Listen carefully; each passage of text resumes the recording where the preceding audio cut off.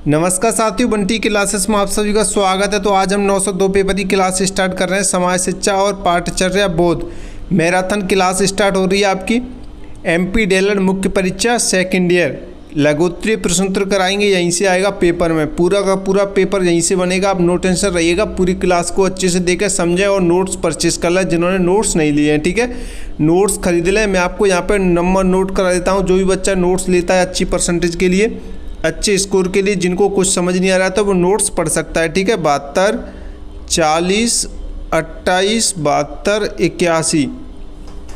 आज जो पेपर हुआ आपका 901 वाला, पूरा का पूरा नोट से ही हुआ है। नोट से ही आया है सबसे ज़्यादा क्वेश्चन उसमें, तो आप नोट्स ले सकते हैं अच्छी तैयारी के लिए। ठीक है, नंबर आपको दिखाई दे रहा है 72, 40, 28, 72, 81 व्हाट्सअप नंबर है। आप इस पर मैसेज करें और नोट्स परचेज कर लें, अच्छा स्कोर करें। ठीक है, सबसे ज़्यादा क्वेश्चन आ रहे हैं वो नोट से ही आ रहे हैं। इंपॉर्टेंट क्वेश्चन आंसर दे रहे हैं हम नोट्स में, तो आप उनको पढ़ें। बस आप इस क्लास को लाइक करें और चैनल को सब्सक्राइब करें। मैराथन क्लास देखें, इसमें सारी पूरी सब्जेक्ट को कवर किया गया। जितने भी आपसे 2-2, 3-3 नंबर के क्वेश्चन पूछे जाएंगे वो उसी क्लास से पूछे जाएंगे। ठीक है, इंपॉर्टेंट अच्छे से पढ़ें आप समझते हुए।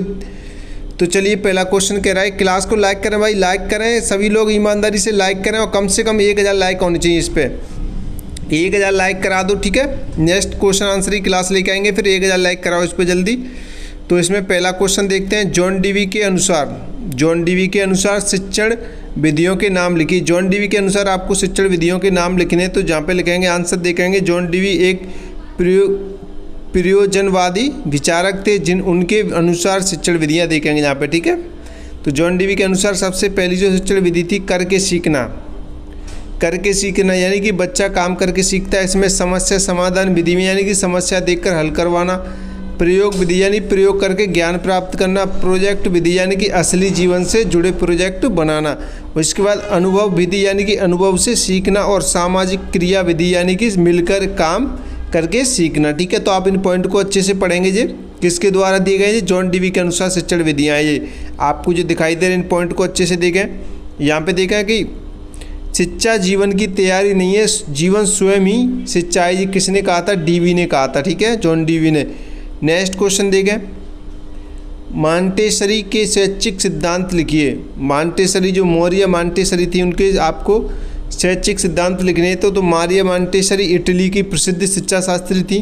तो इनका पहला जो सिद्धांत था वो था स्वतंत्रता का सिद्धांत, यानी कि बच्चे को स्वतंत्र रूप से सीखने दें। बच्चे को क्या करने दें? स्वतंत्र रूप से सीखने दें। उसके बाद स्वक्रियाशीलता, यानी कि बच्चा खुद करके सीखे। उसके बाद इंद्रिय प्रशिक्षण यानी कि 5 इंद्रियों से सीखना। उचित वातावरण यानी अच्छे माहौल में बच्चा खुद विकसित होता है। व्यक्तिगत भिन्नता यानी कि हर बच्चे की अपनी अपनी क्या होती है? गति होती है, अपनी एक गति होती है। उसके बाद खेल द्वारा सीखना, यानी कि खेल ही बच्चा का काम है। शिक्षक मार्गदर्शक है, शिक्षक नियंत्रण नहीं सहायक है। दंड का विरोध यानी कि बच्चे को स्वाभाविक रूप से सीखने दें। ठीक है, क्लियर? इन पॉइंट को अच्छे से ध्यान में रखें, अच्छे से पढ़ें। सारे क्वेश्चन आपको समझते हुए करने हैं। शिक्षा के कोई 4 उद्देश्य लिखिए। तो शिक्षा के आप 4 उद्देश्य लिख सकते हैं। ज्ञान प्राप्ति, शिक्षा से क्या होता है? ज्ञान की प्राप्ति होती है, यानी बच्चों को विभिन्न विषयों का ज्ञान देना। व्यक्तिगत विकास, व्यक्तित्व विकास यानी शारीरिक, मानसिक और नैतिक विकास होता है। व्यवसायिक उद्देश्य यानी कि रोजगार के लिए योग्य बनाना। ठीक है, उसके बाद नागरिकता यानी कि एक अच्छा और जिम्मेदार नागरिक बनाना। तो ये 4 आप लिख सकते हैं। शिक्षा के उद्देश्य लिख सकते हैं 4 शिक्षा के उद्देश्य यहाँ पे ये लिखे गए हैं। आप इनको अच्छे से पढ़ें और समझें हर एक पॉइंट को। नेक्स्ट क्वेश्चन कह रहा है कि शिक्षा का अधिकार अधिनियम क्या है? तो शिक्षा का अधिकार अधिनियम आपको बताना है। यह कानून 4 अगस्त 2009 को पास हुआ, 1 अप्रैल 2010 से लागू किया गया। संविधान के अनुच्छेद 21A के तहत ये अधिकार मिला। तो इसकी जो मुख्य बात है इस अधिकार की यहाँ पे देखेंगे। 6 से 14 वर्ष के बच्चों को मुफ्त और अनिवार्य शिक्षा। ठीक है, मुफ्त और अनिवार्य शिक्षा। उसके बाद निजी स्कूलों में 25% सीटें गरीब बच्चों के लिए। उसके बाद बच्चों को शारीरिक दंड देना। देखो मैं आपको बताऊँ, जितने भी प्राइवेट स्कूल होते हैं वहाँ पे 25% जो सीटें रहती हैं, यानी कि एक क्लास में 100 बच्चे हैं। आपको ये जानकारी शायद नहीं पता हो, मैं आपको बता दूँ। एक क्लास में यानी कि 100 बच्चे, तो उसमें से 25 बच्चे फ्री पढ़ते हैं प्राइवेट स्कूल में। जितने भी प्राइवेट स्कूल हैं उसमें फ्री पढ़ाने पड़ेंगे। उनकी पैसा कौन देता है? प्राइवेट स्कूल वालों को सरकार देती है, गवर्नमेंट देती है, लेकिन कोई भी प्राइवेट वाला फ्री नहीं पढ़ाता है, क्योंकि किसी भी गांव वाले को ये इस चीज़ के बारे में पता नहीं रहती है कि क्योंकि निजी स्कूलों में 25% सीटें क्या होती हैं, फ्री होती हैं, लेकिन वो फ्री नहीं पढ़ाते प्राइवेट स्कूल वाले, क्योंकि 25% सीटों के पैसा कौन देता है, गवर्नमेंट देती है, लेकिन वो प्राइवेट स्कूल वाले ऐसा नहीं करते हैं क्योंकि जानकारी नहीं होती किसी को। ठीक है, उसके बाद यहाँ पे तीसरा पॉइंट देखें, बच्चों को शारीरिक दंड देना बंद। बच्चों को क्या, शारीरिक दंड देना बंद। उसके बाद प्रशिक्षित शिक्षक रखना जरूरी है, प्रशिक्षित शिक्षक रखना जरूरी है। स्कूल में शौचालय, पानी, भवन अनिवार्य है। प्रारंभिक शिक्षा तक फेल नहीं किया जा सकता है। ठीक है, प्रारंभिक शिक्षा तक क्या नहीं किया जा सकता, फेल नहीं किया जा सकता किसी भी स्टूडेंट को। उसके बाद नेक्स्ट क्वेश्चन देखते हैं, यशपाल समिति की सिफारिशें लिखिए। यशपाल समिति की आप सिफारिशें लिखेंगे तो यशपाल समिति 1993 का विषय है, बस्ते का बोझ। ठीक है, यशपाल समिति का जो विषय था वो क्या था, बस्ते का बोझ। तो इससे रिलेटेड यहाँ भी आप समझेंगे, बच्चे के बस्ते का बोझ कम किया जाता है, रटने की आदत खत्म की जाए, पाठ्यक्रम बाल केंद्रित तो गृह कार्य कम दिया जाए, शिक्षा आनंददायक बनाई जाए, मातृभाषा में पढ़ाई हो। तो ये किसके, यशपाल समिति के क्या है जी, सिफारिश हैं। ठीक है, यशपाल समिति में कही गई बातें जी। परीक्षा प्रणाली में सुधार हो और पाठ्य पुस्तक सरल और रोचक हो। ठीक है, क्लियर। आप इन पॉइंट को अच्छे से पढ़ें, नोट्स आप ले लेंगे तो ज़्यादा बेटर रहेगा, क्योंकि क्लासेस आने में टाइम लगता है। नोट्स आप पहले से पढ़ सकते हैं, तैयार कर सकते हैं। ठीक है, नेक्स्ट क्वेश्चन देखें, आकलन की परिभाषा लिखिए। आकलन की आपको परिभाषा लिखनी है। तो आकलन वह प्रक्रिया है जिससे पता लगाया जाता है कि शिक्षा के उद्देश्य कितने पूरे हुए हैं, शिक्षा के उद्देश्य कितने पूरे हुए, यानी ब्लूम के अनुसार मूल्यांकन साक्ष्यों का संकलन और व्याख्या है। मूल्यांकन क्या है, साक्ष्यों का संकलन और व्याख्या है। तो आकलन के यहाँ पे प्रकार देखेंगे। आकलन के प्रकार हैं रचनात्मक यानी कि सीखते समय, योगात्मक यानी कि सत्र के अंत में, निदानात्मक यानी कमजोरी पहचानने के लिए। ठीक है, तो ये आकलन के प्रकार हैं। नेक्स्ट क्वेश्चन देखते हैं। नेक्स्ट क्वेश्चन कह रहा है शिक्षा की आवश्यकता एवं महत्व लिखिए। शिक्षा की आवश्यकता एवं महत्व लिखना है। तो यहाँ पे देखें जो शिक्षा की आवश्यकता देखें यहाँ पे, फिर उसके बाद महत्व देखें। ठीक है, मनुष्य को सभ्य और संस्कारी बनाना। शिक्षा क्या करती है, मनुष्य को सभ्य और संस्कारी बनाती है, रोजगार के लिए योग्य बनाती है। शिक्षा मनुष्य को और समाज के विकास के लिए और वैज्ञानिक सोच बढ़ाने के लिए। ठीक है, तो ये पॉइंट आप आवश्यकता में लिख सकते हैं, इसका महत्व समझेंगे शिक्षा का। व्यक्तिगत यानी व्यक्तित्व का विकास, सामाजिक यानी समाज में एकता और सहयोग, आर्थिक यानी रोजगार और समृद्धि, राष्ट्रीय यानी देश की तरक्की, और नैतिक यानी कि अच्छे संस्कार और चरित्र।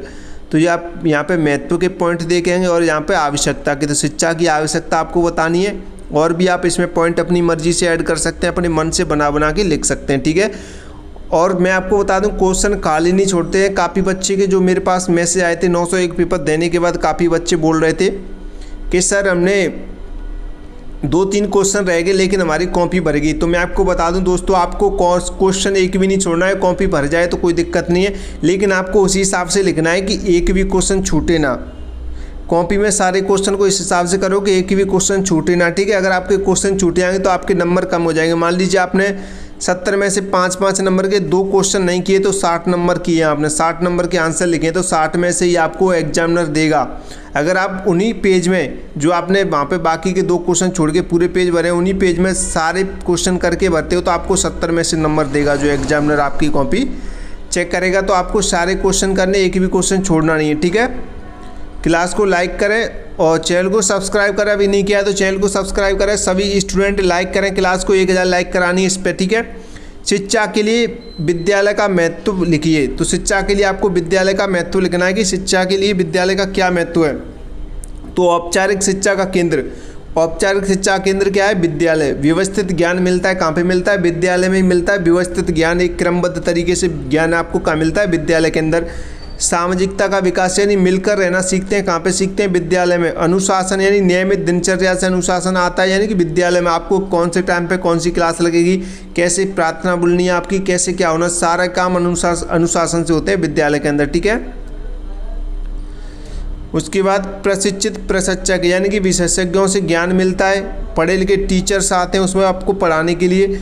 चरित्र निर्माण यानी नैतिक मूल्य सीखते हैं वहाँ पे। शारीरिक विकास, खेल और व्यायाम की सुविधा होती है विद्यालय के अंदर, ठीक है। राष्ट्रीय एकता यानी सभी वर्गों के बच्चों के साथ पढ़ते हैं तो राष्ट्रीय एकता आती है, ठीक है।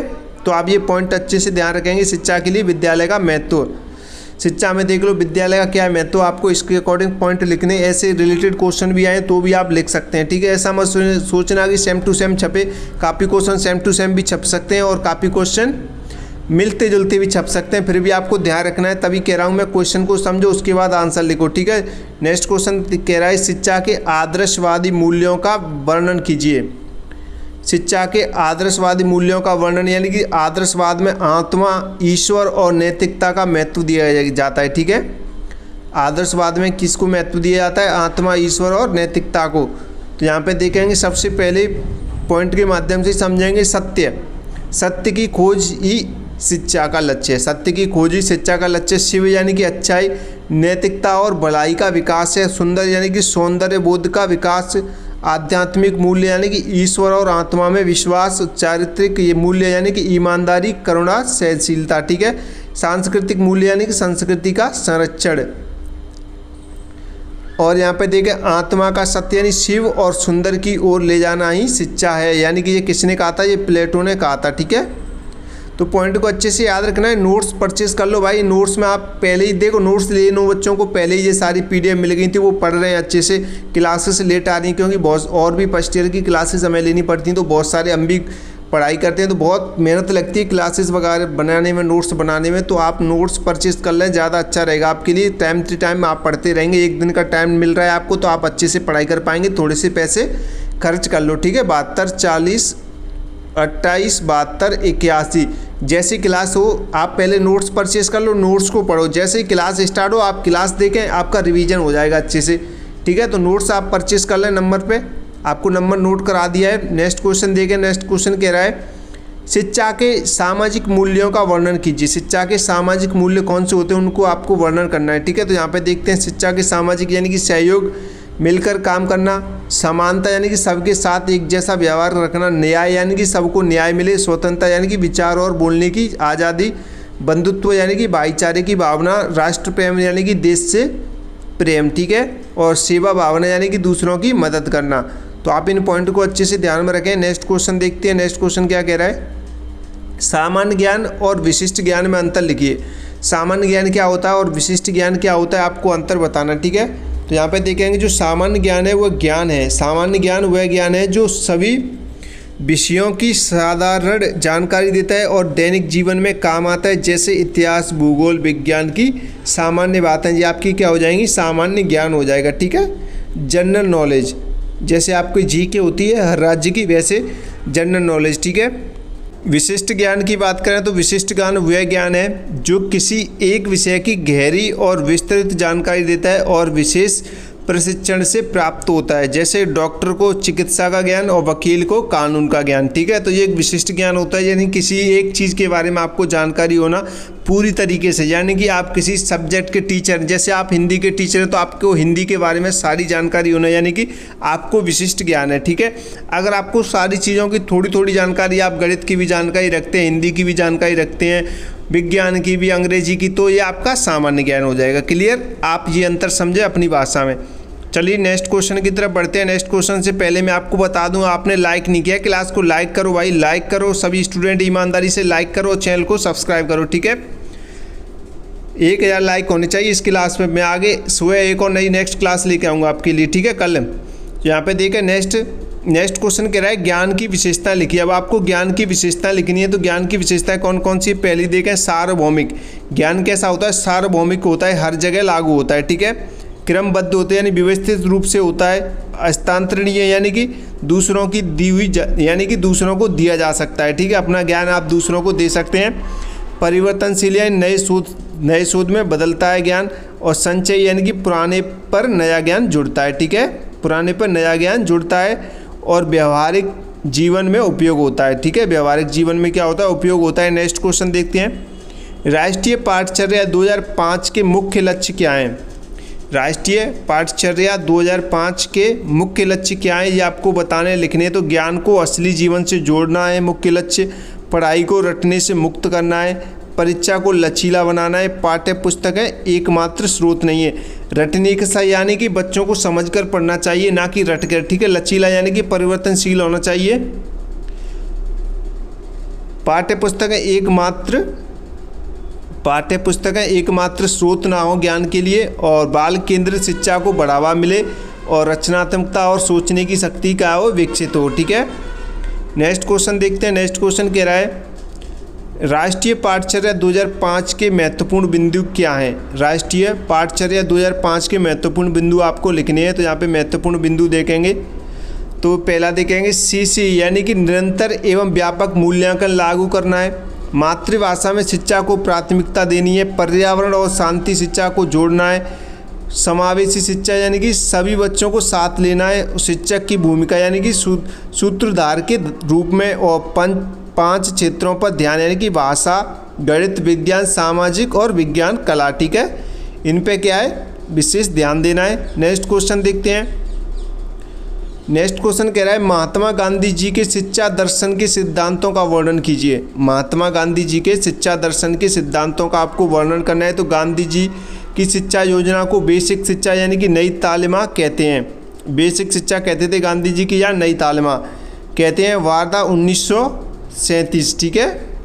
वार्धा 1937 जहाँ में देखेंगे तो क्रियाशीलता यानी कि हस्तशिल्प कार्य द्वारा शिक्षा मिलनी चाहिए। गांधी जी कहते थे हस्तशिल्प यानी कार्य द्वारा शिक्षा मिले, अपने हाथों द्वारा किया जाने वाली, ठीक है, कार्यशीलता। और मातृभाषा यानी कि शिक्षा मातृभाषा में हो। निःशुल्क शिक्षा यानी कि 7 से 14 वर्ष तक मुक्त शिक्षा हो।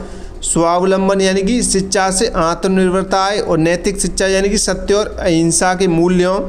सामाजिक समानता यानी कि बिना जाति भेद के शिक्षा मिले, ठीक है, सभी को। हाथ, मन और हृदय यानी कि तीनों का विकास हो। सच्ची शिक्षा वो है जो बच्चे के शरीर, मन और आत्मा की शक्तियों का क्या करे विकास करे, ठीक है, विकसित करे। तो ये किसने कहा था, ये गांधी जी ने कहा था, ठीक है। तो ये पॉइंट थे किसकी शिक्षा के, महात्मा गांधी जी के शिक्षा दर्शन के सिद्धांत थे, ठीक है। सिद्धांतों का वर्णन था, उन्होंने शिक्षा के बारे में क्या क्या कहा था। तो आप इन पॉइंटों को अच्छे से याद रखेंगे और इन्हीं पॉइंट के आधार पे आपको लिखना है, ठीक है। काफ़ी बच्चे बोलते हैं सर आप लॉन्ग क्वेश्चन कराओ 2-2 3-3 पेज के। तो भाई लॉन्ग क्वेश्चन 2-2 3-3 पेज के बताओ, एक क्वेश्चन ही में कराने में कम से कम 15-20 मिनट लगेंगे। लॉन्ग क्वेश्चन तो आपको स्वयं बनाकर लिखने पड़ते हैं। मैं आपको जो पॉइंट बता रहा हूँ इन्हीं पॉइंट के आधार पर अब लॉन्ग क्वेश्चन लिखने को बैठेंगे आप, तो आप बहुत सारा लिख सकते हैं। जब आपको कुछ नहीं आता तो आप कुछ नहीं लिखेंगे, इनसे तो आप बहुत सारा लिख सकते हैं। इसीलिए मैं आपको शॉर्ट में मैराथन करा रहा हूँ, ताकि आप पूरा पेपर कवर करके लाता हूँ मैं, पूरा पेपर आप कर सकें मैराथन से, ठीक है। अब इतना टाइम नहीं है कि मैं आपको पूरा डिटेल से विस्तार से पढ़ाऊं, तो ये भी आपको ध्यान रखना चाहिए, ठीक है। एक क्वेश्चन की जगह मैं आपको पूरी कवर करा दूं, बुक तो ज़्यादा बेटर है ना। मैं आपको एक क्वेश्चन कराऊंगा 15-20 मिनट में, इतने में तो मैं आपको 5-6 यानी कि 5-6 क्वेश्चन करा दूंगा हर एक यूनिट से।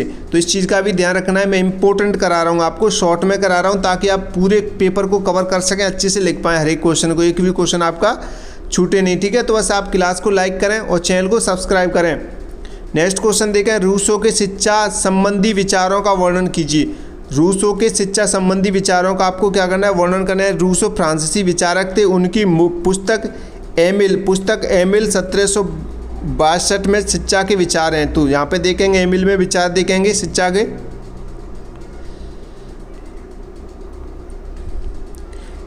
प्रकृतिवादी शिक्षा यानी कि प्रकृति की ओर लौटो। बाल केंद्रित शिक्षा यानी कि बच्चे को केंद्र में रखो। स्वतंत्रता यानी कि बच्चे को स्वतंत्र रूप से सीखने दो। अनुभव द्वारा सीखना यानी कि पुस्तकें से नहीं, अनुभव से सीखें। इंद्रिय प्रशिक्षण यानी कि इंद्रियों को तेज करो। दंड का विरोध यानी बच्चों को दंड ना दें, ठीक है। शिक्षा की 4 अवस्थाएं थी, तो शिक्षा की कौन कौन सी 4 अवस्थाएं यहाँ पे लिखी गई हैं।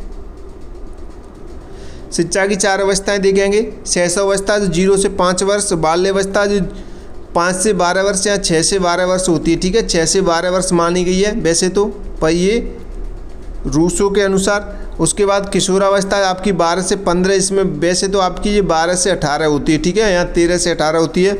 युवावस्था 15 से 25 वर्ष होती है। बच्चा जन्म से अच्छा होता है, समाज उसे क्या बना देता, बुरा बना देता है। ये किसने कहा था, ये रूसो ने कहा था, ठीक है।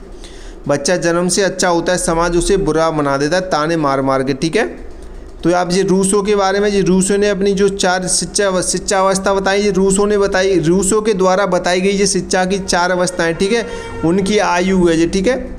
शिक्षा रूसो के द्वारा शिक्षावस्था की आयु 0 से 5 वर्ष, बाल्यावस्था की 5 से 12, किशोरावस्था की 12 से 15 और युवावस्था 15 से 25 होता है, ये रूसो के अनुसार है। क्लियर।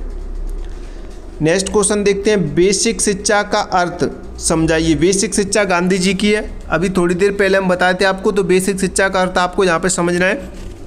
बेसिक शिक्षा महात्मा गांधी जी द्वारा 1937 में वर्धा में प्रस्तुत की गई शिक्षा योजना है। इसे नई तालीम भी कहते हैं, ठीक है। इसे बेसिक शिक्षा को क्या कहते हैं, नई तालीम भी कहते हैं। तो इसे बेसिक शिक्षा की यहाँ पे जो मुख्य बात है, जो कि हम आपको थोड़ी देर पहले कराए थे इस क्वेश्चन को, शिक्षा हस्तशिल्प दस्तकारी के माध्यम से दी जाए, शिक्षा मातृभाषा में हो, 7 से 14 वर्ष तक निःशुल्क शिक्षा हो, शिक्षा स्वावलंबी हो, बच्चा खुद कमाई करने के योग्य बने, ठीक है, हाथ मन और हृदय तीनों का विकास हो, शिक्षा जीवन से जुड़ी हो, केवल किताबों से नहीं हो, ठीक है। बेसिक शिक्षा का अर्थ है हाथ के काम द्वारा पूर्ण मानव का निर्माण, ठीक है, हाथ के काम द्वारा पूर्ण मानव का निर्माण। नेक्स्ट क्वेश्चन देखते हैं। नेक्स्ट क्वेश्चन कह रहा है कि शिक्षा की परिभाषा लिखिए। तो शिक्षा का अर्थ होता है शिक्षा संस्कृत के शिच धातु से बनाए, जिसका अर्थ होता है सीखना या सिखाना, ठीक है। शिक्षा का क्या अर्थ होता है, सीखना या सिखाना होता है, शिच धातु से बनाए, ठीक है। विद्वानों की परिभाषा यहाँ पे देखेंगे शिक्षा के बारे में। तो परिभाषा पूछ रही तो आप किसी वैज्ञानिक द्वारा लिखें, ज़्यादा बेटर रहता है। तो महात्मा गांधी के अनुसार जो शिक्षा की परिभाषा वो देखें, शिक्षा से मेरा अभिप्राय बालक के शरीर मन और आत्मा का सर्वोत्तम विकास है, ठीक है। ये किसने परिभाषा दी थी, महात्मा गांधी ने।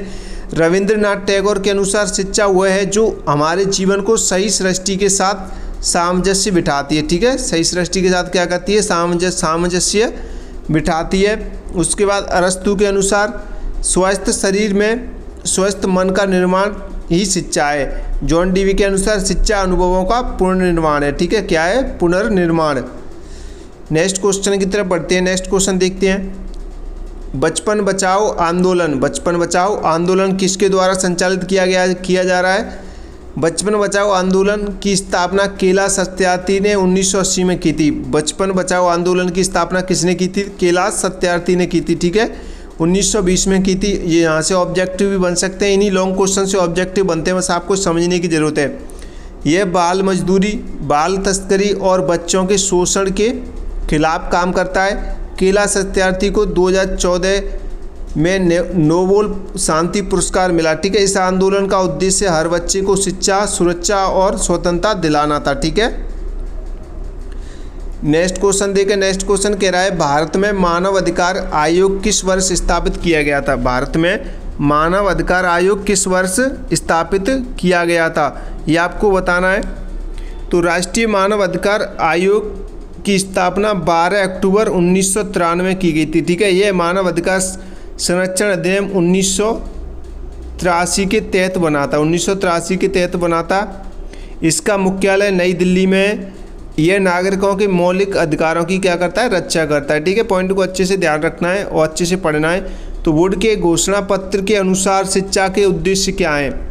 वुड के घोषणा पत्र के अनुसार शिक्षा के उद्देश्य आपको बताना है। तो वुड का घोषणा पत्र 1854 को भारतीय शिक्षा का मैग्ना कार्टा कहते हैं, ठीक है। भारतीय शिक्षा का क्या कहते हैं, मैग्ना कार्टा कहते हैं वुड का घोषणा पत्र को, ठीक है। यहाँ पे शिक्षा के उद्देश्य देखेंगे तो पश्चिम ज्ञान और विज्ञान का प्रसार करना है, अंग्रेजी भाषा के माध्यम से शिक्षा देना है, सरकारी नौकरी के योग्य बनाना है, नैतिक और बौद्धिक विकास करना है, प्राथमिक से विश्वविद्यालय तक शिक्षा की व्यवस्था करना है, ठीक है। महिला शिक्षा को बढ़ावा देना है, शिक्षक प्रशिक्षण की व्यवस्था करना है। तो ये पॉइंट आप इसमें लिख सकते हैं आराम से। नेक्स्ट क्वेश्चन कह रहा है कि पाठचर्या क्या है। पाठचर्या क्या है, यानी कैरिकुलम। पाठचर्या की परिभाषा देखेंगे तो पाठचर्या वह समस्त अनुभवों का समूह है जो विद्यालय द्वारा शिक्षा के उद्देश्यों की प्राप्ति के लिए नियोजित किया जाता है, ठीक है। अब यहाँ पे थोड़ी सरल शब्दों में आप इसे समझेंगे पाठ्य पुस्तक को, पाठचर्या को। तो पाठचर्या केवल पाठ्य पुस्तक नहीं है बल्कि इसमें शामिल है, कौन कौन सी चीज़ें शामिल होती हैं पाठ्यचर्या में, यहाँ पे देखेंगे विषय वस्तु यानी कि क्या पढ़ाया जाएगा, ये सभी चीज़ें कहाँ पे शामिल होती हैं, पाठचर्या में। शिक्षण विधियाँ कैसे पढ़ाया जाएगा, पाठ्य सहगामी क्रिया यानी खेल, सांस्कृतिक कार्यक्रम, मूल्यांकन यानी कैसे जांचा जाए, विद्यालय वातावरण यानी स्कूल का माहौल कैसा हो। ठीक है, तो ये सारी चीज़ें पाठचर्या में आती है। पाठचर्या अलग होता है, पाठ्य पुस्तक अलग होती है। नेक्स्ट क्वेश्चन देखते हैं। नेक्स्ट क्वेश्चन कह रहा है अरविंद घोष की सर्वांग शिक्षा का अर्थ बताइए। अरविंद घोष की सर्वांग शिक्षा का अर्थ बताना है तो अरविंद घोष एक महान दार्शनिक और शिक्षा शास्त्री थे। सर्वांग शिक्षा का अर्थ यहाँ पे लिखा हुआ है मनुष्य के 5 आयामों का विकास। सर्वांग शिक्षा का क्या अर्थ है? मनुष्य के 5 आयामों का विकास। तो वो आयाम कौन कौन से यहाँ पे देखेंगे, कौन कौन से 5 आयामों का विकास होता है। शारीरिक विकास, सबसे पहले शारीरिक विकास यानी शरीर को स्वस्थ और मजबूत बनाना है। प्राणिक विकास यानी कि जीवन शक्ति और ऊर्जा का विकास। मानसिक विकास यानी बुद्धि और विचार शक्ति का विकास। आत्म विकास यानी कि आत्म की शुद्धि और उन्नति। ठीक है, चैत्य विकास यानी अंतरात्मा की आवाज़ सुनना। शिक्षा का लक्ष्य बच्चे को ईश्वर से जोड़ना है, अरविंद घोष ने कहा था। ठीक है, शिक्षा का लक्ष्य क्या है? बच्चे को ईश्वर से जोड़ना है। ये किसने कहा था? अरविंद घोष ने कहा था। ठीक है, नेक्स्ट क्वेश्चन देखें। नेक्स्ट क्वेश्चन कह रहा है टैगोर के शैक्षिक दर्शन को समझाइए। टैगोर के शैक्षिक दर्शन को आपको समझाना है तो रविंद्रनाथ टैगोर नोबेल पुरस्कार विजेता कवि शिक्षा शास्त्री थे जिन्होंने शांति निकेतन की स्थापना की थी। किसकी स्थापना की थी? शांति निकेतन की स्थापना की थी। तो टैगोर के शिक्षक विचार यहाँ पे देखेंगे तो पहला विचार प्रकृति के साथ शिक्षा यानी कि खुले वातावरण में पढ़ाई हो। स्वतंत्र वातावरण यानी बच्चे पर दबाव ना हो। मातृभाषा में शिक्षा यानी कि बंगाली मातृभाषा को महत्व दिया जाए। कला और संगीत यानी कि रचनात्मकता का विकास हो। आध्यात्मिक विकास यानी ईश्वर और प्रकृति से जुड़ाव हो। और विश्व बंधुत्व यानी कि सभी संस्कृतियों का सम्मान हो। और आनंददायक शिक्षा यानी कि शिक्षा बोझ नहीं आनंद हो। ठीक है, यहाँ पे और देखें उच्चतम शिक्षा वह है जो हमें केवल जानकारी नहीं देती बल्कि हमारे जीवन को सारी सृष्टि के साथ क्या करती है? जोड़ती है। ये किसने कहा था? टैगोर ने कहा था। नेक्स्ट क्वेश्चन देखते हैं। सामाजिक परिवर्तन को परिभाषित कीजिए। सामाजिक परिवर्तन को आपको क्या करना है? परिभाषित करना है कि सामाजिक परिवर्तन होता क्या है। सामाजिक परिवर्तन वह प्रक्रिया है जिसमें समाज की संरचना, संस्थाएं, मूल्य और व्यवहार में समय के साथ क्या आता है? बदलाव आता है। ठीक है, उसे क्या कहते हैं? सामाजिक परिवर्तन कहते हैं। तो सामाजिक परिवर्तन के यहाँ पे कारण देखेंगे आप लोग। तो सामाजिक परिवर्तन कैसे बदलता है? यानी कि शिक्षा, नई सोच और जागरूकता के कारण। तकनीक यानी कि नई खोज और आविष्कार। आर्थिक बदलाव यानी कि रोजगार और व्यापार। आंदोलन यानी कि सामाजिक सुधार आंदोलन। उदाहरण दें गए सती प्रथा का अंत, महिला शिक्षा का प्रसार। ठीक है,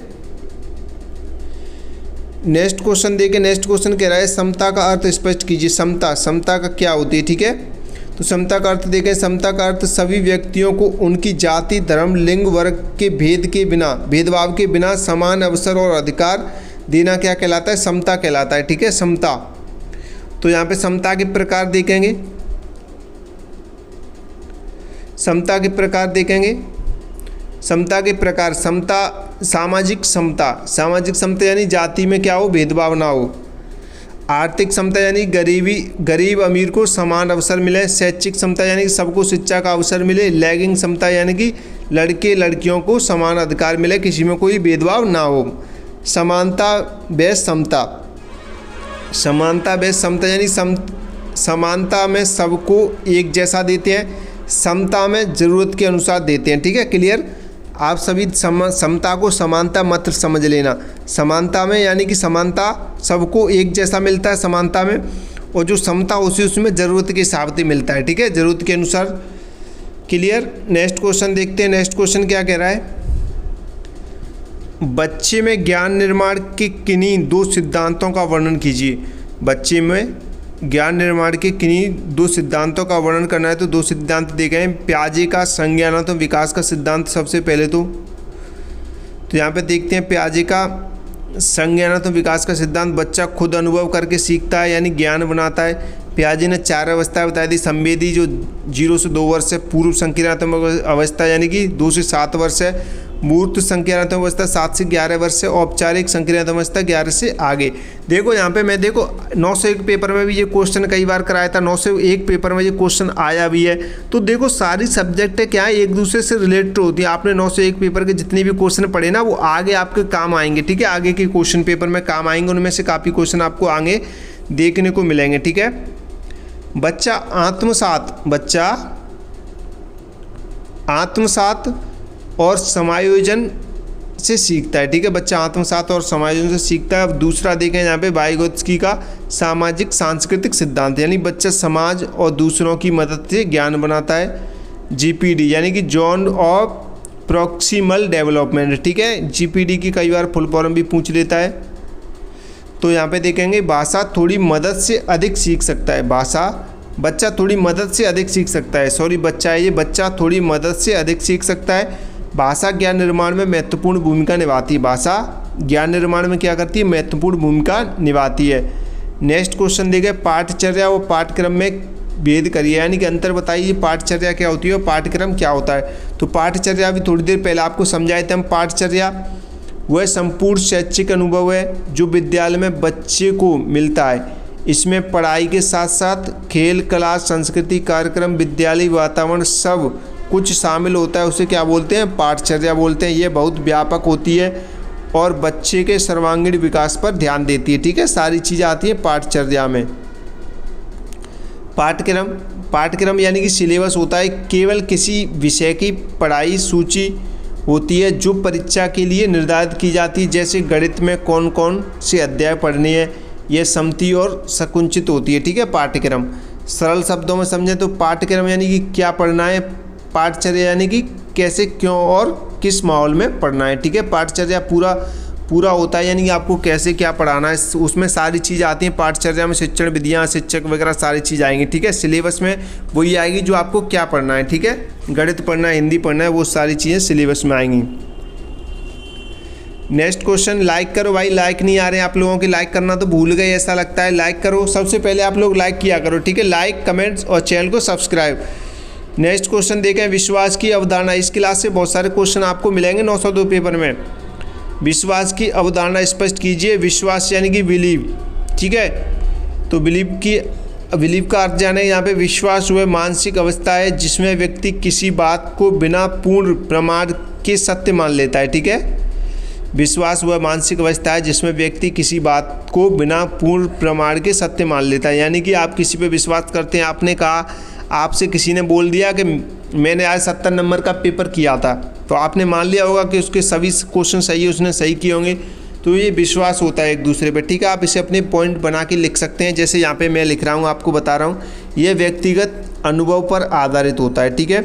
यह समाज और संस्कृति से प्रभावित होता है। विश्वास व्यवहार को प्रभावित करता है। यह धर्म परंपरा से जुड़ा होता है।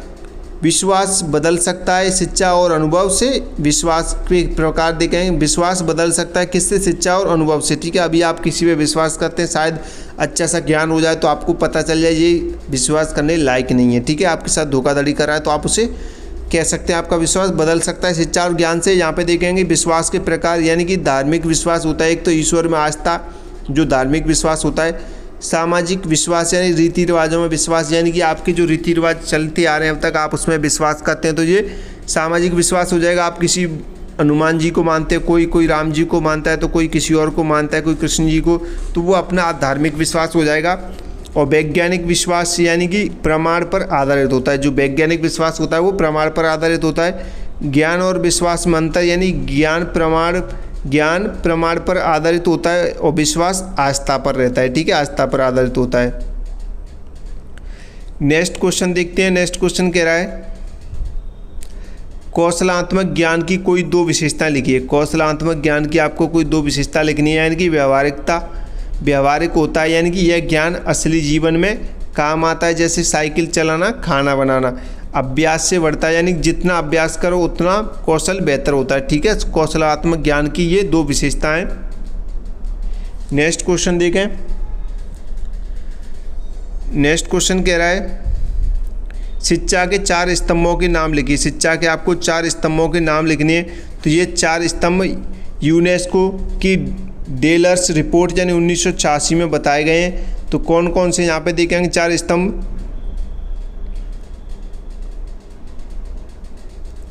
पहला, जानना सीखो यानी कि लर्निंग टू नो यानी कि ज्ञान प्राप्त करना। करना सीखो यानी कि कौशल विकसित करना। साथ रहना सीखो यानी कि मिलजुल कर रहना। और बनना सीखो यानी कि व्यक्तित्व का पूर्ण विकास। ठीक है, तो ये 4 स्तंभ हैं किसके, ये शिक्षा के 4 स्तंभ। आप इन्हें याद रखें, ध्यान रखेंगे अच्छे से। नेक्स्ट क्वेश्चन देखते हैं। धार्मिक स्वतंत्रता का अधिकार है। धार्मिक स्वतंत्रता का अधिकार है यानी कि यह भारतीय संविधान के अनुच्छेद 25 और 28 में दिया गया है मौलिक अधिकार है। ठीक है, इसकी मुख्य बातें यहाँ पे देखेंगे। अनुच्छेद 25 में हर नागरिक को अपनी इच्छा से धर्म मानने, पालन करने और प्रचार करने की स्वतंत्रता है। अनुच्छेद 26 में यानी कि धार्मिक संस्थाएं स्थापित करने का अधिकार है। अनुच्छेद 27 यानी किसी धर्म विशेष के लिए कर देने की बाध्यता नहीं है। अनुच्छेद 28 यानी कि सरकारी स्कूलों में धार्मिक शिक्षा अनिवार्य है। ठीक है, अनिवार्य नहीं है, सॉरी अनिवार्य, सरकारी स्कूलों में धार्मिक शिक्षा क्या है, अनिवार्य नहीं है। नेक्स्ट क्वेश्चन देखते हैं। सामाजिक गतिशीलता का क्या अर्थ है। सामाजिक गतिशीलता क्या अर्थ है आपको समझना है तो परिभाषा देखेंगे। सामाजिक गतिशीलता वह प्रक्रिया है जिसमें व्यक्ति या समूह समाज में अपनी स्थिति बदलता है। ठीक है, प्रकार देखें इसके। ऊर्ध्वगामी गतिशीलता, नीचे से ऊपर जाना जैसे गरीब का अमीर बनना। अधोगामी गतिशीलता यानी कि ऊपर से नीचे आना जैसे नौकरी जाना। क्षैतिज गतिशीलता यानी कि एक ही स्तर पर बदलाव जैसे एक शहर से दूसरे शहर जाना। शिक्षा और गतिशीलता यानी कि शिक्षा सामाजिक गतिशीलता का सबसे बड़ा साधन है। ठीक है, नेक्स्ट क्वेश्चन देखें।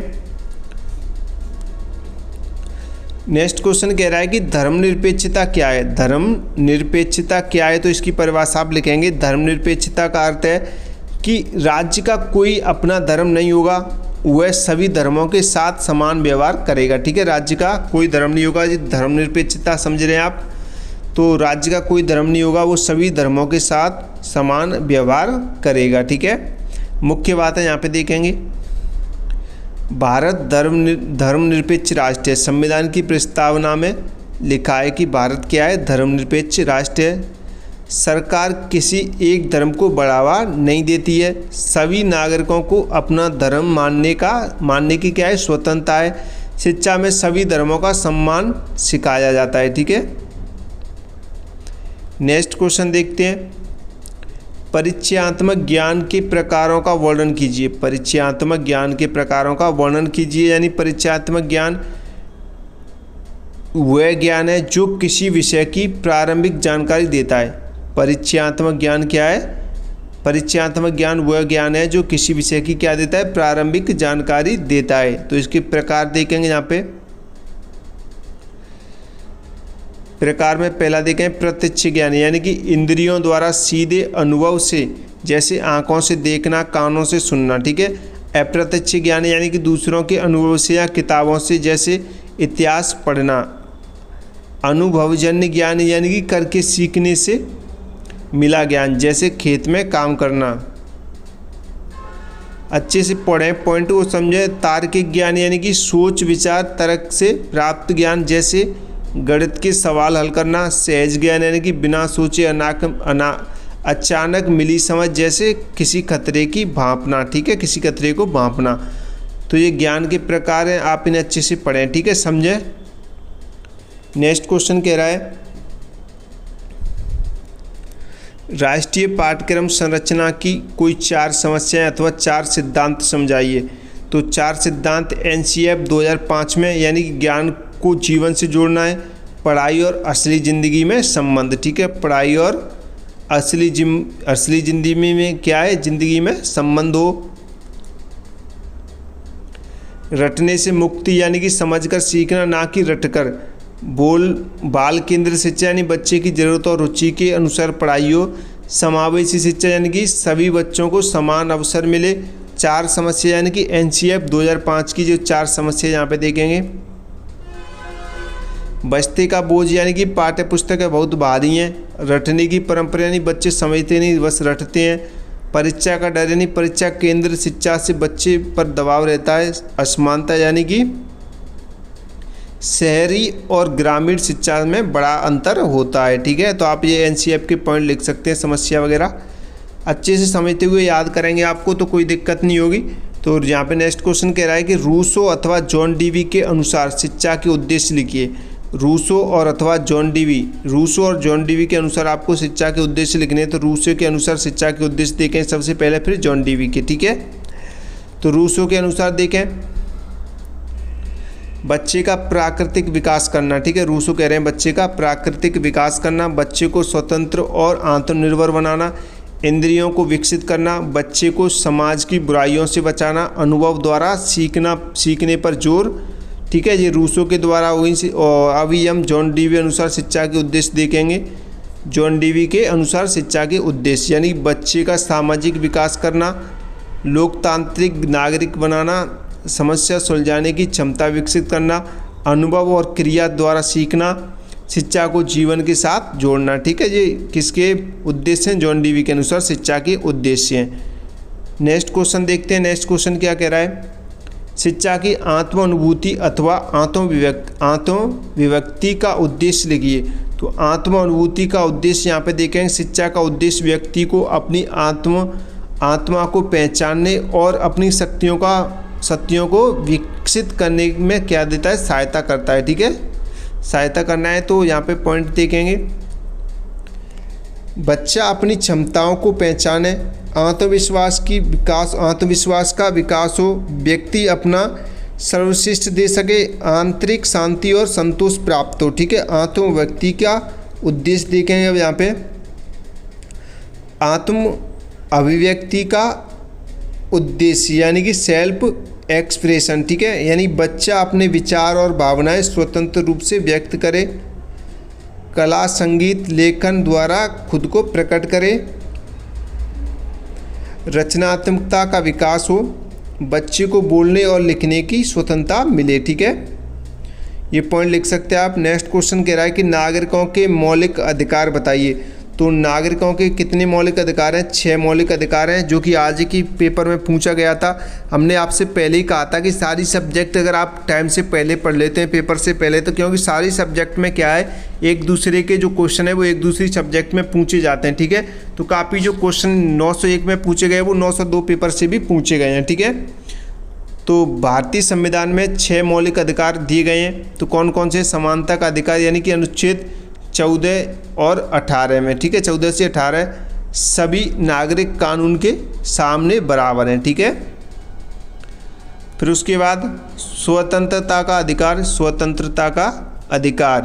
यानी अनुच्छेद 19 से 22 यानी बोलने घूमने व्यापार की स्वतंत्रता, शोषण के विरुद्ध अधिकार अनुच्छेद 23-24, बाल मजदूरी और बेगार बंद, धार्मिक स्वतंत्रता का अधिकार यानी अनुच्छेद 25 से 28 यानी अपने धर्म मानने की आज़ादी। ठीक है, आप अपनी मर्जी से जिस धर्म में जाएं वहाँ जा सकते हैं। उसके बाद 5वां शिक्षा और संस्कृति का अधिकार अनुच्छेद 29-30 यानी कि अपनी भाषा और संस्कृति बचाने का अधिकार है। संवैधानिक उपचारों का अधिकार यानी अनुच्छेद 32 यानी अधिकार छीनने पर न्यायालय जाने का अधिकार। ठीक है,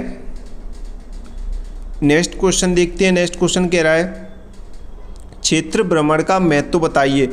क्षेत्र भ्रमण का आपको महत्व बताना। ठीक है, क्षेत्र भ्रमण यानी कि घूमना, भ्रमण क्या होता है? घूमना होता है। ठीक है, प्रत्यक्ष अनुभव यानी कि बच्चा सीधे देखकर और छूकर सीखता है इसमें। ठीक है, ज्ञान स्थायी होता है यानी कि किताबी ज्ञान से अधिक याद रहता है जब आप किसी जगह घूमने जाते हैं, वहाँ पे उन चीज़ों को देखते हैं। ठीक है, उसके बाद जिज्ञासा बढ़ती है, नई जगह देखकर जानने की इच्छा बढ़ती है।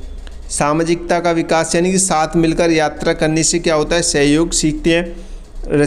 रचनात्मकता बढ़ती है यानी कि नए वातावरण से नई सोच आती है। उसके बाद पाठ्य पुस्तक से जोड़ना यानी कि जो पढ़ा उसे असली जीवन में देखते हैं। उदाहरण देखें यानी विज्ञान के छात्र नदी जंगल भ्रमण से पर्यावरण को समझते हैं। ठीक है, नेक्स्ट क्वेश्चन देखते हैं। नेक्स्ट क्वेश्चन कह रहा है शिक्षा का संकुचित अर्थ बताइए। शिक्षा का आपको संकुचित अर्थ बताना है, यानी शिक्षा का संकुचित अर्थ होता है विद्यालय में दी जाने वाली औपचारिक और निर्धारित पाठ्यक्रम की पढ़ाई। ठीक है, इसकी विशेषताएं देखेंगे। यह विद्यालय तक सीमित होती है। जो संकुचित शिक्षा होती है वो विद्यालय तक सीमित होती है। निश्चित समय यानी कि 6 से 14 वर्ष तक दी जाती है। ठीक है, 6 से 14 वर्ष प्रशिक्षित शिक्षक पढ़ाते हैं इसमें। परीक्षा और प्रमाण पत्र इसका आधार है। पाठ्यपुस्तक मुख्य साधन है इसका। ठीक है, संकुचित अर्थ में शिक्षा, संकुचित अर्थ में शिक्षा यानी कि स्कूल प्लस शिक्षक प्लस किताब प्लस परीक्षा। ठीक है, ये चारों चीज़ रहती है संकुचित शिक्षा में। ठीक है, नेक्स्ट क्वेश्चन देखें। नेक्स्ट क्वेश्चन कह रहा है कि शैक्षिक अवसरों की समानता की क्या आवश्यकता है। शैक्षिक अवसरों की समानता की क्या आवश्यकता है आपको बताना है। तो सामाजिक न्याय, हर बच्चे को पढ़ने का समान मौका मिले, गरीबी दूर होगी यानी कि शिक्षा से आर्थिक उन्नति होती है तो गरीबी दूर होगी, जाति भेद खत्म होगा यानी कि सभी एक साथ पढ़ेंगे, लड़कियों का विकास यानी कि लड़कियों को भी समान शिक्षा मिले, राष्ट्र का विकास यानी सभी पढ़े लिखे होंगे तो देश आगे बढ़ेगा। ठीक है, विकलांग बच्चे को अवसर यानी कि समावेशी शिक्षा जरूरी है। नेक्स्ट क्वेश्चन देखें। नेक्स्ट क्वेश्चन कह रहा है मानव अधिकार आयोग के कार्य लिखिए। मानव अधिकार आयोग के आपको कार्य लिखनी है, तो यहाँ पे कार्य देखें। मानव अधिकार का उल्लंघन की जांच करना होता है, पीड़ितों को न्याय दिलाना, जागरूकता फैलाना यानी लोगों को उनके अधिकार बताना। ठीक है, तो आप ये जागरूकता आयोग के कार्य लिख सकते हैं, मानव अधिकार आयोग के कार्य। उसके बाद सरकार को सुझाव देना, जेलों और हिरासत केंद्रों का निरीक्षण करना, बाल अधिकारों की रक्षा करना, महिलाओं और अल्पसंख्यकों के अधिकारों की सुरक्षा करना। ठीक है, तो आप ये पॉइंट अच्छे से लिखें, इन्हें अच्छे से पढ़ेंगे समझेंगे। नेक्स्ट क्वेश्चन कह रहा है, नेक्स्ट क्वेश्चन देखेंगे। ज्ञान या सीखने की विधियां लिखिए। ज्ञान या सीखने की विधियां आपको लिखनी, तो प्रत्यक्ष अनुभव विधि यानी देख कर और करके सीखना होता है, प्रयोग विधि यानी प्रयोगशाला में प्रयोग करना, अवलोकन विधि यानी कि ध्यान से देखकर सीखना, तर्क विधि यानी कि सोच विचार करके निष्कर्ष निकालना। ठीक है, नेक्स्ट क्वेश्चन देखें। अनुकरण विधि यानी दूसरों को देखकर नकल करना, प्रश्नोत्तर विधि यानी प्रश्न पूछकर और उत्तर देकर, खेल विधियाँ खेल खेल में सीखना। नेक्स्ट क्वेश्चन की तरफ बढ़े। नेक्स्ट क्वेश्चन कह रहा है मानव समाज के लिए शिक्षा के कार्य लिखिए। तो मानव समाज के लिए शिक्षा के क्या कार्य हैं वो आपको लिखने हैं। ठीक है, यानी संस्कृति का संरक्षण यानी कि पुरानी परंपराएं अगली पीढ़ी को देना, सामाजिक परिवर्तन यानी समाज में सुधार लाना, नागरिक निर्माण यानी कि अच्छे और जिम्मेदार नागरिक बनाना, आर्थिक विकास यानी रोजगार और उत्पादन बढ़ाना, राष्ट्रीय एकता यानी कि सभी को एक सूत्र में बांधना, सामाजिक समानता यानी कि ऊंच नीच का भेदभाव को कम करना। उसके बाद 7वां देखें आप, वैज्ञानिक सोच यानी कि अंधविश्वास को दूर करना। ठीक है, तो ये 7 पॉइंट आप लिख सकते हैं मानव समाज के लिए शिक्षा के कार्य। ठीक है, नेक्स्ट क्वेश्चन देखें। नेक्स्ट क्वेश्चन कह रहा है विद्यालय शिक्षा एवं शिक्षा में अंतर लिखिए। एक तो विद्यालय की शिक्षा और एक शिक्षा में आपको अंतर बताएं, तो सबसे पहले विद्यालय शिक्षा। तो विद्यालय शिक्षा वह शिक्षा है जो केवल विद्यालय की 4 दीवारी में प्रशिक्षित शिक्षकों द्वारा निश्चित पाठ्यक्रम के अनुसार एक निश्चित समय तक दी जाती है। इसमें परीक्षा और प्रमाण पत्र मुख्य आधार होते हैं। यह सीमित एवं औपचारिक होती है। ठीक है, सीमित और औपचारिक होती है। जो विद्यालय के अंदर जो शिक्षा दी जाती है आपको एक सीमित समय के अनुसार एकदम नियमों के अनुसार, उसे कौन सी शिक्षा कहते हैं, विद्यालय शिक्षा कहते हैं। ठीक है, एक होती है शिक्षा, और शिक्षा क्या होती है जो सामान्य होती है। सामान्य शिक्षा की बात करें तो शिक्षा यानी कि सामान्य एक व्यापक और जीवन भर चलने वाली प्रक्रिया है जो घर, समाज, प्रकृति और अनुभव सभी जगह से मिलती है। इसमें माता पिता, समाज और वातावरण सभी शिक्षक की भूमिका निभाते हैं और इसका उद्देश्य केवल डिग्री नहीं बल्कि जीवन का सर्वांगीण विकास है। आप समझते हैं शिक्षा और विद्यालय शिक्षा में अंतर। ठीक है, सरल शब्दों में समझ यानी विद्यालय शिक्षा स्कूल तक सीमित रहती है और सामान्य शिक्षा की बात करें तो जीवन का हर अनुभव सामान्य शिक्षा। ठीक है, नेक्स्ट क्वेश्चन देखते हैं। बहुत इजी लैंग्वेज में लिखे हैं सारे नोट्स, आप इन्हें अच्छे से पढ़ें। शिक्षा का व्यापक अर्थ समझाइए। शिक्षा का व्यापक अर्थ समझाना यानी कि व्यापक अर्थ समझेंगे। शिक्षा वह प्रक्रिया है जो जन्म से मृत्यु तक चलती है और हर जगह घर, समाज, प्रकृति से मिलती है। ठीक है, तो शिक्षा की मुख्य बातें यहाँ पे देखेंगे। मुख्य बातें यानी कि शिक्षा जीवन भर चलती है। यह घर, विद्यालय, समाज सभी जगह से मिलती है। इसमें औपचारिक और अनौपचारिक दोनों शिक्षा शामिल होती हैं। केवल किताबी ज्ञान नहीं, अनुभव, संस्कार और व्यवहार सब शिक्षा है। ठीक है, औपचारिक शिक्षा वो होती है जो नियमों के अनुसार दी जाती है। जो विद्यालय के अंदर जो शिक्षा दी जाती है उसे औपचारिक शिक्षा कहते हैं। परिवार, फैमिली, रिश्तेदार, फ्रेंड्स वगैरह से जो शिक्षा मिलती है बाहर से, समाज से, उसे अनौपचारिक शिक्षा कहते हैं। ठीक है, इसका उद्देश्य सर्वांगीण विकास करना है। व्यापक अर्थ में शिक्षा यानी कि जीवन का हर अनुभव। ठीक है, व्यापक में यानी कि जीवन का हर अनुभव।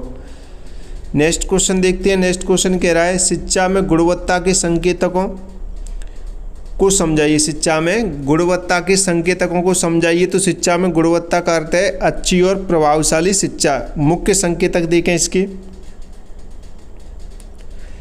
प्रशिक्षित शिक्षक यानी कि योग्य और प्रशिक्षित शिक्षकों, उपस्थिति दर यानी कि बच्चे नियमित स्कूल आएँ, सीखने का स्तर यानी कि बच्चे पढ़े लिख और समझ सके, अच्छा वातावरण यानी कि साफ, सुरक्षित और अनुकूल विद्यालय हो, पाठ्यक्रम की गुणवत्ता यानी रोचक और जीवन से जुड़ा हुआ क्या हो, पाठ्यक्रम हो। ठीक है, मूल्यांकन प्रणाली यानी निरंतर और सही मूल्यांकन, ड्रॉप आउट कम हो यानी कि बच्चे बीच में पढ़ाई को ना छोड़ें।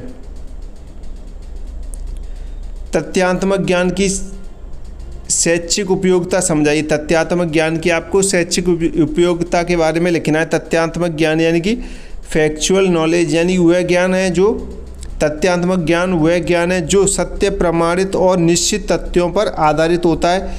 इसकी शैक्षिक उपयोगिता देखेंगे इस ज्ञान की। यहाँ पे शैक्षिक उपयोगिता यानी कि आधार बनाता है। क्या बनाता है? आधार बनाता है, यानी कि सभी विषयों की नींव तथ्यों पर होती है। परीक्षा में उपयोग यानी सही तथ्य याद होने से अच्छे अंक मिलते हैं। वैज्ञानिक सोच यानी कि तथ्यों पर आधारित सोच विकसित होती है। अंधविश्वास दूर होता है, यानी कि सही जानकारी से क्या है, भ्रम खत्म होते हैं। ठीक है, आपको सही जानकारी होगी तो आपके अंदर जितने भ्रम है वो खत्म हो जाएंगे। निर्णय लेने में मदद यानी सही तथ्य जानने से सही फैसले होते हैं। उदाहरण देखें, यानी कि पृथ्वी सूर्य के चारों ओर घूमती है, यह एक तथ्यात्मक ज्ञान है। ठीक है, नेक्स्ट क्वेश्चन देखते हैं। नेक्स्ट क्वेश्चन कह रहा है विशिष्ट ज्ञान को उदाहरण सहित समझाइए। तो विशिष्ट ज्ञान यानी कि किसी एक विषय या क्षेत्र की गहरी और विस्तृत जानकारी को विशिष्ट ज्ञान कहते हैं। इसकी विशेषताएं देखेंगे। विशिष्ट ज्ञान की यह गहरा और केंद्रित होता है, विशेष प्रशिक्षण से मिलता है, किसी एक क्षेत्र तक सीमित होता है। डॉक्टर को शरीर और बीमारियों का विशिष्ट ज्ञान हो। ठीक है, डॉक्टर को शरीर और बीमारी का विशिष्ट ज्ञान। ठीक है, वकील को कानून का विशिष्ट ज्ञान, इंजीनियर को तकनीक और निर्माण का विशिष्ट ज्ञान, शिक्षक को विशिष्ट शिक्षा शास्त्र का विशिष्ट ज्ञान। यानी कि किसी एक क्षेत्र में आपको सारी चीज़ों के बारे में, यानी कि यहाँ मैं आपको बताऊँ, एक डॉक्टर है तो डॉक्टर को सारी बीमारियों के बारे में पता रहता है कि कहाँ पे क्या बीमारी, कैसे क्या करना है, इलाज क्या करना है, तो उसे क्या है, एक विशिष्ट ज्ञान है। ठीक है, तो ये आप उदाहरण देख सकते हैं, इन्हें समझ सकते हैं अच्छे से सारे पॉइंट को। नेक्स्ट क्वेश्चन कह रहा है विवेकानंद के शब्दों में शिक्षा को परिभाषित कीजिए। विवेकानंद के शब्दों में आपको शिक्षा को परिभाषित करना है। तो स्वामी विवेकानंद के अनुसार शिक्षा मनुष्य में पहले से विद्यमान पूर्णता की अभिव्यक्ति है। विवेकानंद के शिक्षा संबंधी विचार यहाँ पे देखेंगे। शिक्षा मनुष्य निर्माण करे, शिक्षा मनुष्य निर्माण करती है। शिक्षा चरित्र निर्माण का साधन है। शारीरिक, मानसिक और आध्यात्मिक तीनों का विकास करती है। शिक्षा आत्मनिर्भर बनाती है और शिक्षा से राष्ट्र का निर्माण होता है। ठीक है,